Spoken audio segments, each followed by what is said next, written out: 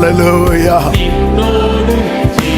உங்க வீட்டுல ரொம்ப நாளா யூஸ் பண்ணாத பொருளை எடுத்து பாருங்க, அது எப்படிப்பட்ட நிலையில இருக்கு பாருங்க.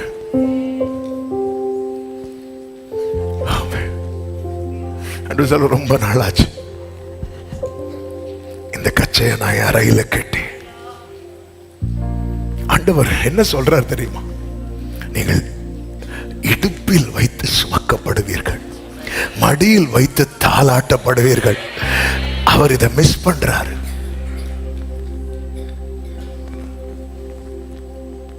ரொம்ப நாளாச்சு. இரண்டாவது கலசம், எரேமியா 19வது அதிகாரம் 1, 2, 10, 11 வாசிக்கலாம். 1, 2, 10, 11. கர்த்தர் சொன்னது, நீ போய் குயவன் வேலையான ஒரு கலசத்தை கொண்டு ஜனத்தின் மூப்பரிலும் ஆசாரியர்களின் மூப்பரிலும் சிலரை கூட்டிக் கொண்டு கிழக்கு வாசலுக்கு எதிரான இன்னோமுடைய குமாரன் பள்ளத்தாக்கிலே புறப்பட்டு போய் நான் உன்னோட சொல்லும் வார்த்தைகளை அங்கே பிரசித்தப்படுத்து. 10, 11. உன்னோட கூட வந்த மனுஷருடைய கண்கள், உன்னோட கூட வந்த மனுஷருடைய கண்களுக்கு முன்பாக அந்த கலசத்தை உடைத்து. நல்ல கவனமா கேளுங்க, இந்த கலசத்துல ஒரு டேமேஜ் கிடையாது. ஆனாலும் சொல்றாரு உடைச்சு போடு அப்படிங்கிறார். உடைத்து போட்டு அவர்களை நோக்கி திரும்ப செப்பனிடப்படக்கூடாது குயவனுடைய மண் பாண்டத்தை. அப்ப என்றென்றைக்கும் என்று உடைக்கிறார், என்றென்றைக்கும் என்று உடைக்கிறார். உடைக்கப்படுகிறவர்கள் பாக்கியவான்கள், என்றென்றைக்கும் என்று உடைக்கப்படுகிறவர்கள் பரிதபிக்கப்பட்டவர்கள். திரும்ப செப்பனிடப்படக்கூடாத குயவனுடைய மண் பாண்டத்தை உடைத்து போட்ட வண்ணமாக இந்த ஜனத்தையும் இந்த நகரத்தையும் உடைத்து போடுவேன் என்று கர்த்தர் ரொம்ப வேதனையோடு மிகவும் கோபத்தோடு சொல்லுகிறார். முதல்ல கச்சையை குறித்து சொல்லும் போது அது இப்பொழுது பயன்படுத்த விரும்பியும் அது பயன்படுத்த முடியல. ஏன் அது என்ன ஆயிட்டு? கெட்டு போயிட்டு. இந்த கலசத்தை குறித்து பார்க்கும்போது இதை பயன்படுத்த முடியும், இது பயன்படுத்த முடியும், ஆனாலும் அவர் பயன்படுத்த விரும்பவில்லை. அதாவது பயன்படுத்த முடியவில்லை என்கிற ஒரு நிலை இருக்குல்ல, அது கூட பயன்படுத்த முடியல போக்குதான், இல்லாம போயிடும். ஆனா பயன்படுத்த எனக்கு இந்த பாத்திரம் வேண்டான்னு உடைக்கிறார் பாருங்க. அப்படி ஒரு நிலைமை மட்டும் வாழ்க்கையில வந்துடவே கூடாது. அவன் நல்ல அப்படின்னாரு. அந்த பரிசையன்ட்ட என்ன டேமேஜிங் இருக்கு? வாரத்துக்கு 2 நாள் ஃபாஸ்டிங் இருக்கிறான். யாராவது இங்க இருக்கிறோமா? தசம பாகம் கரெக்டா கொடுக்கிறான், 10 கட்டளைகளை ஃபாலோ பண்றான். என்ன டேமேஜிங் இருக்கு? வேண்டான்ட்டார் அவரு. இது அவரை சார்ந்தது, இது அவரை சார் வேண்டான்ட்டார் அவர். எனக்கு அது வேண்டாம் அப்படின்ட்டார். அதாவது பயன்படுத்த முடியலப்பா, ஏசாவை இதுக்கு மேல ஆசீர்வதிக்க முடியலன்னு ஈசாக்கு அழுதார் பாத்தீங்களா? இது அழுகலாம் கிடையாது, முடியாது. ஆண்டவர் என்ன ஆண்டவர் கரெக்டா தானே ஆண்டவர் இருக்கு. எனக்கு பிடிக்கல இந்த கலசத்தை தூக்கி போட. அப்சலோம் என்கிற ஒருவன் இருந்தால், அப்சலோம் அவனை குறித்து சொல்லப்பட்டிருக்கிறது 2 சாமுவேல் 14:25 அவனுடைய உள்ளங்கால் தொடங்கி உச்சம் தலை மட்டும் அவனில் ஒரு பழுதும் இல்லாதிருந்தது. ஒரு சின்ன டேமேஜ் இல்லை. பைபிள்ல அவன் பழுதே இல்லாதவர் என்று சொல்லப்படுகிற ஒருவர் உண்டு. யார் தெரியுமா? இயேசு கிறிஸ்து. அதுக்கப்புறம் பழுது இல்லைன்னு சொல்லப்பட்ட ஒரு மனுஷன் உண்டுனா யாருதான்? வேண்டான்ட்டாரு. எனவேதான் தேவ பிள்ளையை புரிந்து கொள்ள வேண்டும். அவர் நம்மை தெரிந்தெடுக்கிறார்னா ஒரு கூட்டம் ஞானிகளை வேண்டாம் சொல்லி இருக்கிறார். ஆமென். பலவீனமானவைகளை தெரிந்தெடுத்து பலமுள்ள நிறைய வேண்டான்ட்டார். ஹல்லேலூயா. நம்ம லைஃப்ல அதாவது நான் ஒன்றுக்கு உதவாம கெட்டு போன கச்சையாய் அதுவே தாங்க முடியல, ஆனா இது எனக்கு புரியவே இல்லை. அப்பதான் ஆண்டவர் வந்து இங்க பாருப்பான், எனக்கு பிடிக்கணும், எனக்கு பிடிக்கணும், எனக்கு பிடிக்கணும். ஒரு கப்பில் நம்ம தண்ணி குடிக்கணும்னா தண்ணியை பிடிக்கணும், அதுக்கு முன்னாடி அந்த கப்பை நமக்கு பிடிக்கணும். இந்த கப்பு வேண்டாம். சில பிறகு அவங்களுக்குன்னு ஒரு டம்ளரையே வச்சிருப்பாங்க. பிடிக்கணுங்க. ஒரு பிளேட்ல ஆகாரம் போட்டு சாப்பிடணும், அந்த பிளேட் நமக்கு பிடிக்கணும். நமக்கு சிலர் பார்த்திருக்கீங்களா, சில புது ட்ரெஸ் தான் வாங்கியிருப்பாங்க, போட மாட்டாங்க. ஏன்னா அது அவங்களுக்கு பிடிக்கல, வேண்டாம். இது பிடிக்காம தூக்கி போட்டு உடைக்கிற, வேண்டாம் இந்த பாத்திரம் எனக்கு வேண்டாம். ஏன் ஏன் ஏன் இந்த அப்சலோம் உச்சந்தலை முதல் உள்ளங்கால் வரை ஒரு பழுது இல்லாமல் இருந்தும் அவனை வேண்டாம் தூக்கி போட காரணம் என்ன? நிறைய காரணங்கள் இருக்கிறது. ஆனா ஆண்டவர் ஒரே ஒரு காரியத்தை இருதயத்தில் திரும்ப திரும்ப வைத்தார். என்ன தெரியுமா? செகண்ட் சான்ஸை மிஸ் பண்ணான். அவன் ஒருவனை கொலை செய்து இரத்த பழிக்கு உள்ளாவான், ராஜாவின் கோபத்துக்கு உள்ளாவான். அதன் பிறகு தூரமாய் போய்விட்டு மீண்டும் ராஜா அவன் மேல இறக்கப்பட்டு திரும்ப சேர்த்துக் கொள்வான். அவனுக்கு கிடைக்கப்பட்ட செகண்ட் சான்ஸ் கிடைத்தும் மீண்டும் அதையே செய்யலாம். அவன் தான் செய்த தவறை குறித்து கொஞ்சமும் அவன் என்ன செய்யவில்லை, மனஸ்தாபப்படவில்லை. இந்த செகண்ட் சான்ஸ்ங்கிற வேர்டை நேற்று ராத்திரியிலிருந்து ஆவியானவர் அதிகமாய் உள்ள வைத்தார். ஆமென். ஹல்லேலூயா. Second chance. காலையில் எழும்போதும் அதே வேர்டு தான். அப்சலோமை பாருங்க, நிறைய நம்ம நினைக்கிறோம் நாங்கள் நல்லா ஜெபம் பண்றோம், எல்லா மீட்டிங் அட்டன் பண்றோம், எல்லாமே இனி அவருக்கு பிடிக்கணும், அவ்வளவுதான். அவருக்கு பிடிக்கணும். செப்னா என்கிற ஒருவன் இருந்தான். செப்னா. ஹல்லேலூயா. எசேக்கியா அரண்மனையிலே ஒரு முக்கியமான பொறுப்பில் இருக்கிறவன், அரண்மனை விசாரிப்புக்காரன், பேலஸ் ஸ்டூவர்ட், அட்மினிஸ்ட்ரேட்டர். இன்னும் சொல்லணும்னா அங்க இருக்கிற எல்லா மினிஸ்டர்ஸுக்கும் டாப்ல இருக்கிறவர். நம்ம ஊர்ல பிரைம் மினிஸ்டர் சொல்லணும்னா அந்த காலத்துல எசேக்கியாவின் அரண்மனையில பிரைம் மினிஸ்டர் யார் அப்படின்னா இந்த செப்னா. இந்த செப்னாவுக்கு கர்த்தர் சொன்ன வார்த்தை என்ன அப்படின்னா, ஏசாயா 22வது அதிகாரம் ஆண்டவர் சொல்லுகிறார், ஆமென், கர்த்தருக்கு மகிமை உண்டாவதாக, ஹல்லேலூயா, ஆமென். 19 முதல் வாசிக்கலாம். உன்னை உன் நிலையை விட்டு துரத்தி விடுவேன், நீ பிடுங்கி போடப்படுவாய். இல்கியாவின் குமாரனாகிய எலியாக்கிம் என்னும் என் ஊழியக்காரனை நான் அழைத்து உன் வஸ்திரத்தை அவனுக்கு தரித்து உன் கச்சையால் அவனை இடைக்கட்டி அதிகாரத்தை அவன் கையிலே கொடுப்பேன். அவன் எருசலேமின் குடிகளுக்கும் யூதாவின் வம்சத்துக்கும் தகப்பனாய் இருப்பான். தாவீதுடைய வீட்டின் திறவுகோலை அவன் தோளின் மேல் வைப்பேன். சிம்பிளா சொல்லணும், இதுவரை இந்த கீயெல்லாம் ஓன்ட்ட இருந்துச்சு, இனி கீயெல்லாம் யார்கிட்ட இருக்கும் தெரியுமா? எலியாக்கிம் கிட்ட இருக்கும். ஏன் ஆண்டவருக்கு பிடிக்கல இந்த செப்னாவை?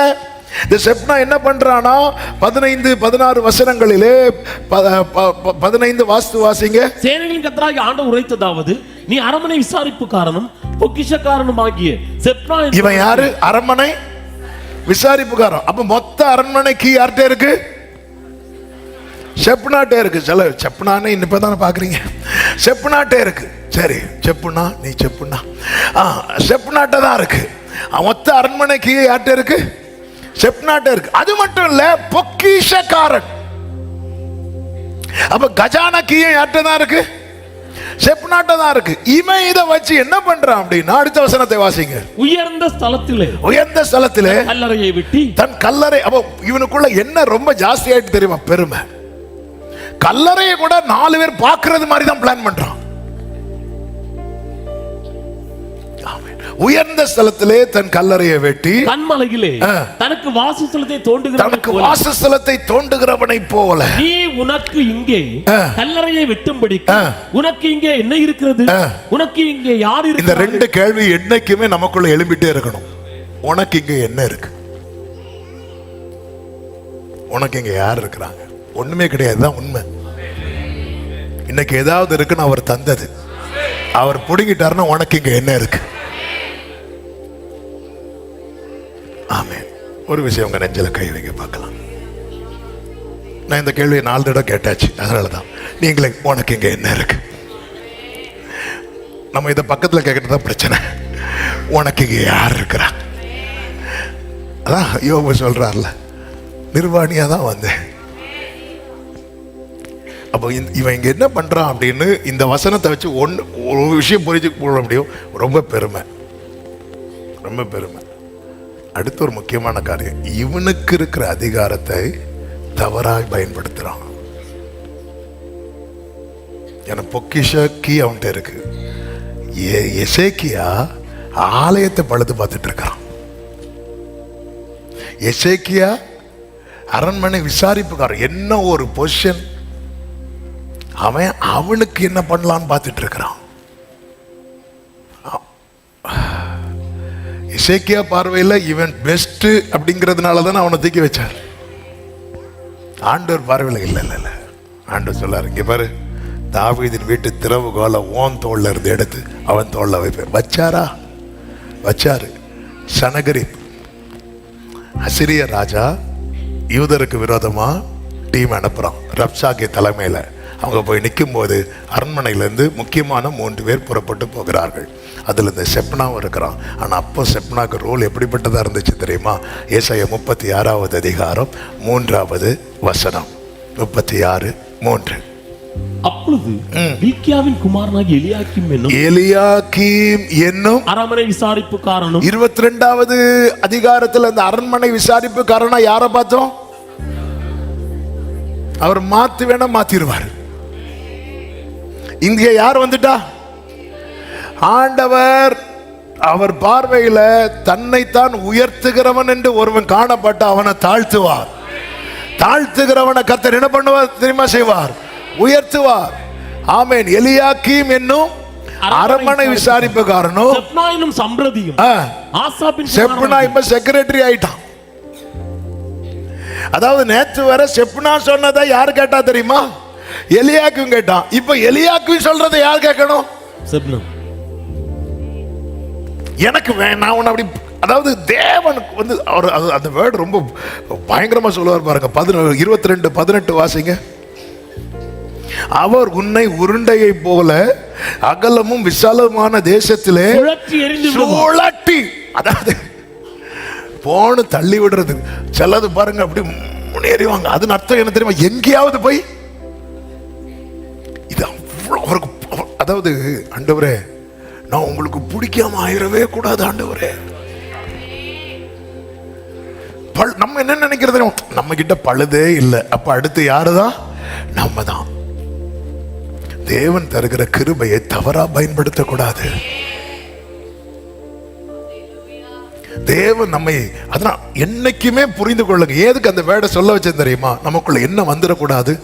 பெருமை வந்துடக்கூடாது. உனக்கு இங்க என்ன இருக்கிறது? உனக்கு இங்க யார் இருக்கிறாங்க? இன்னைக்கு ஏதாவது நீ காட்டுறேன்னா அது யார் தந்தது? யாரையாவது நீ காட்டுறேன்னா அது யார் சேர்த்தது? கூடாரவாசிகளாகும் நமக்கிங்கு வீடென்று நாடென்று. ஆமென். கூடாரவாசிகள்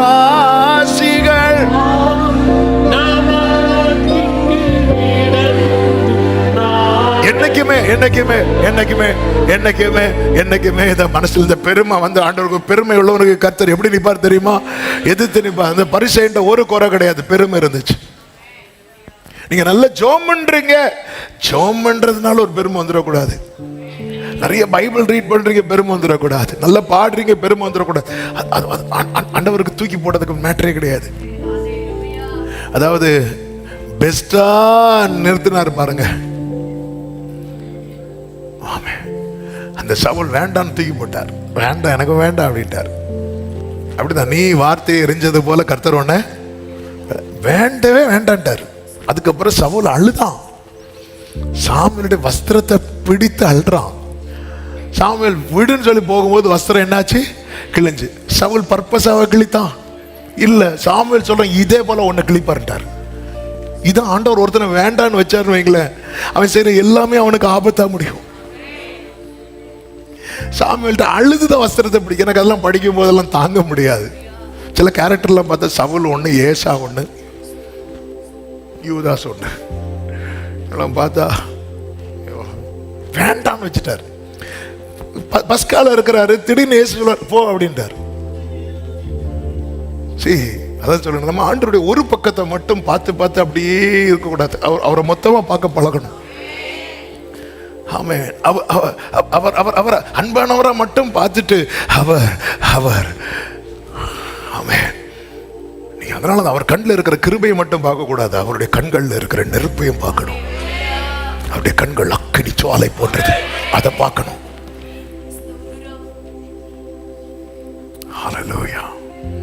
அவர் வேண்டான்னு சாமுவேல் சொல்ல, நீ இப்படி பண்ணது என்ன, அதனால கர்த்தர் வந்து ஒன்ன தள்ளி உன் ஸ்தானத்துல இன்னொருத்தனை ஏற்படி வைப்பான்னு சொன்ன விழுந்து அழுறான்.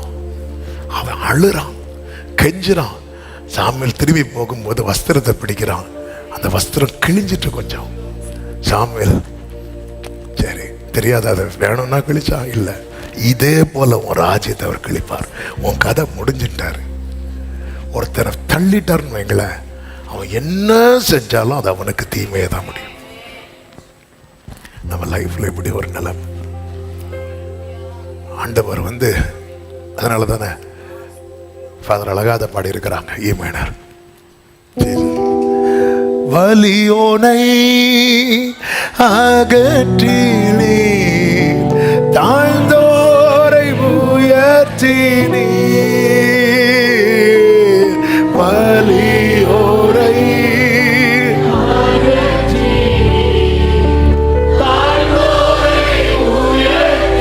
ஆமென். பசித்தோரை திருப்தியாக்கினி. ஆமென் ஆமென். நல்லா புரிஞ்சுக்கோங்க. ஹல்லேலூயா. பெனினாளுக்கு நிறைய பிள்ளைங்க, அதுல ஒரு ஆள் ஆண்டவர் தெரிந்தெடுத்து இருக்கலாம். ஆனா அவளுடைய செயல் நிமித்தம் மொத்தமா வேண்டான்னு வச்சுட்டாரு, வேண்டானே வச்சுட்டாரு. ஒரு பிள்ளை பேர் சொல்லுங்க பார்க்கலாம். இல்லாதவளை தெரிந்தெடுக்கிறான். என் ஆண்டவர் அவர் தெரிந்தெடுக்கிறவர் மட்டும் இல்ல, இல்லாதவைகளை என்ன கேட்கிற சமீபத்தில் தூரத்துல இருந்து கேட்கிற அன்பு உள்ளங்களே, என்னையும் சேர்த்து இந்த வார்த்தையை உரைத்து கொண்டிருக்கிறேன். நம்ம லைஃப்ல இந்த கலச திரும்ப செப்பனிடக்கூடாத. அதன் அர்த்தம் என்ன? இனி அவர் இந்த பாத்திரத்தில் ட்ரை பண்ணவே மாட்டார் தான் அர்த்தம். ட்ரை பண்ண போட்டு அவ்வளவுதான். வா வா வா வா. கச்சை கெட்டு போனதுனால யூஸ் ஆகல, கலசம் அவருக்கு யூஸ் பண்ண மனசு இல்லை, அவருக்கு யூஸ் பண்ண விருப்பம் இல்லை. வேண்டாம், அதை உடைச்சு போட்டுருவா, உடைச்சு போட்டுருவா. இந்த சிம்பிளா சொல்லணும், நம்ம வீட்டில் இருக்கிற வேஸ்ட் எல்லாம் தூக்கி வெளியே போய்ப்போம். காலில் வந்து வேஸ்ட் எடுக்கிறவங்க வந்து என்ன பண்ணுவாங்க, எடுத்துட்டு போவாங்க. நம்ம சாயங்காலம் போய் நீங்க எடுத்துட்டு போனீங்கல்ல, அது எனக்கு தாங்க கேட்போமா, அது குப்பை. எடுத்துட்டு போகலன்னு நமக்கு கோவம் வரும். இது இன்னும் எடுத்துட்டு போகலையா, அது கண்ணு முன்னாடி இருக்கக்கூடாது. கரெக்டா? இப்படி ஆயிடக்கூடாது. நம்ம திரும்ப அதனால் திரும்ப செப்பனிடக்கூடாதுன்னா அது அவர்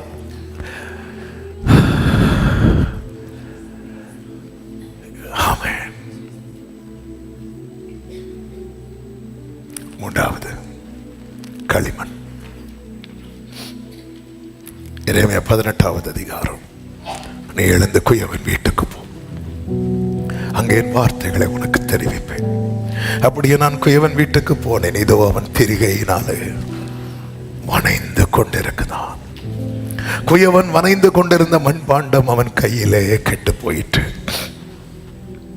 அப்பொழுது அதை திருத்தமாய் செய்யும்படி, தன் பார்வைக்கு சரியாய் கண்டுபடி குயவன் அதை திரும்ப வேறே பாண்டமாக வனைந்தான்.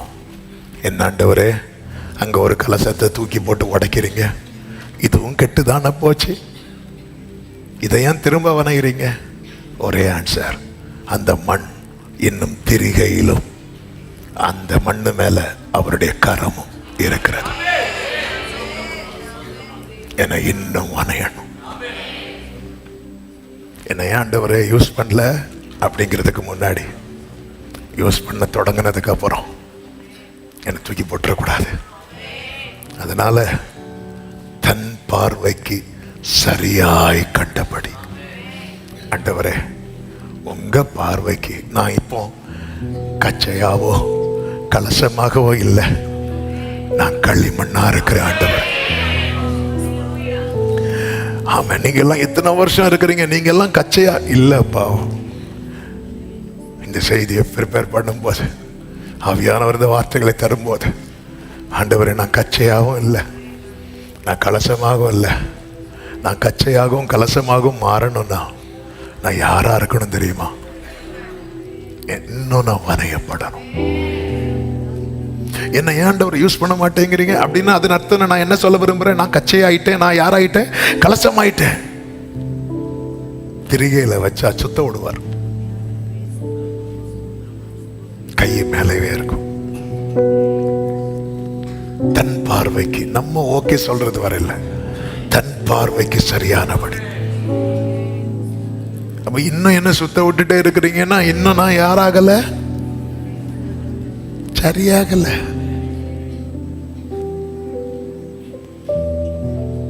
திருத்தமாய் செய்யும்படி, திருத்தமாய்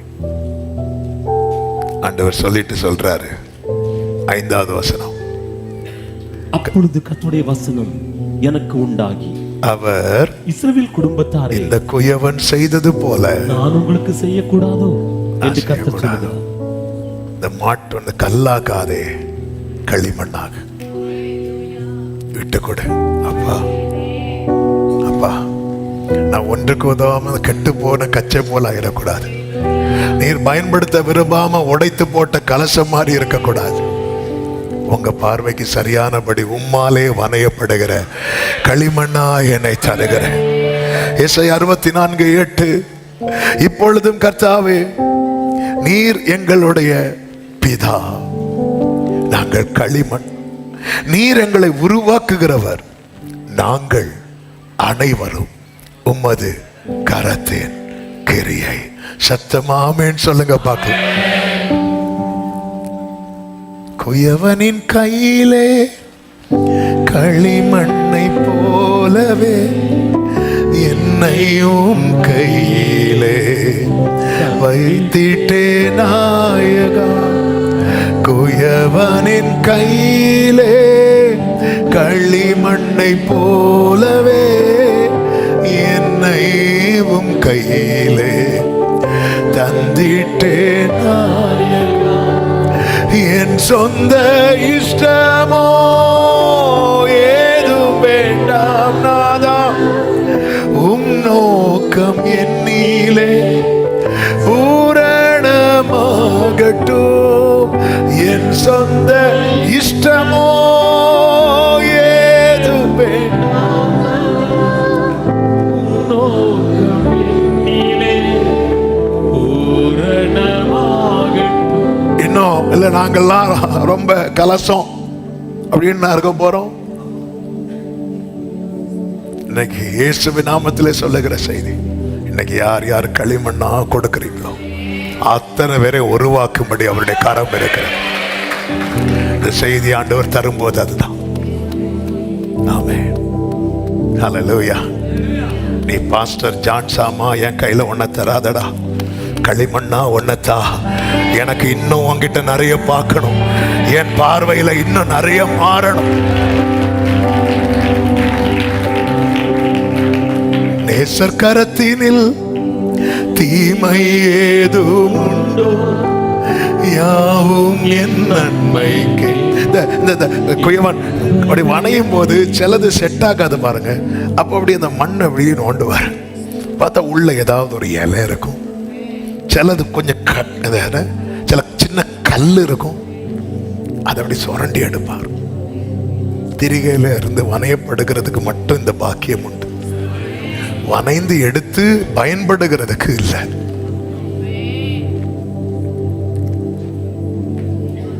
நிறைய சுரண்ட வேண்டி இருக்கு. அதான் நேசர் கரத்தினில் ஏன் கொடுக்க மாட்டேங்கிறோம் தெரியுமா?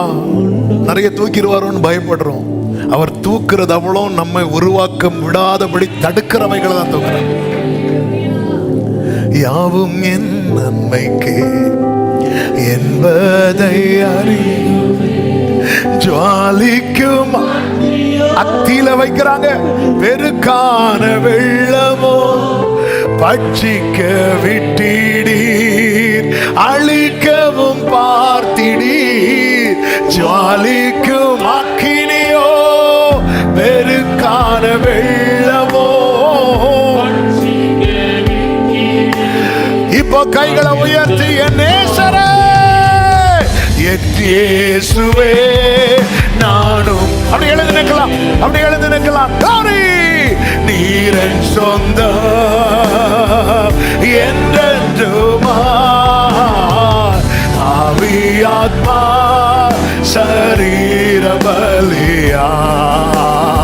அர்ப்பணிப்போடு ஒரு அர்ப்பணிப்பின் ஆராதனை. இந்த ஆராதனை அர்ப்பணிப்போடு முடிக்க போகிறோம். ஆமென். ஆவியாத்மா ஓரமா கரமா ஷேகலேரே தடரா ரிபாபலரா. குயவனின் கையிலே களிமண்ணை போல, குயவனின் கையிலே களிமண்ணை போலவே என்னையும் கையிலே தந்திட்டே நாயகா. குயவனின் கையிலே களிமண்ணை போலவே என்னையும் கையிலே. ஆமென் சொல்லுங்க. என் சொந்த இஷ்டமோ, என் சொந்த இஷ்டமோ ஏதும் வேண்டாம் நாதா, உம் நோக்கம் என்னிலே சம்பூர்ணமாகட்டும்.